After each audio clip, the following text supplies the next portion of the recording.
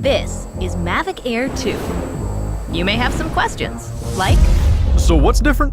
well, let's start with the larger sensor. There's a lot more pixels, 48 megapixels to be exact, which means you can do this. And then shoot a hyperlapse in 8K. With Smart Photo, every shot is a masterpiece. Yeah, but photos aren't really my thing. Don't worry, we've got you covered. It also does 4K 60p video.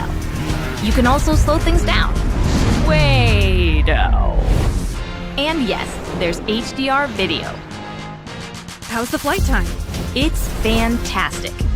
You're looking at up to 34 minutes in the air, a new record for the MAVIC series.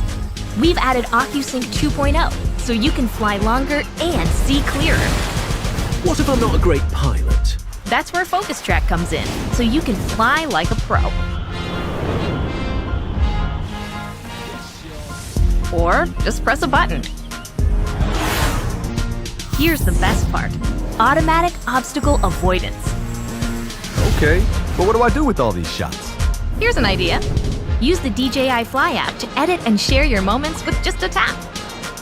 So, what's different? A whole lot.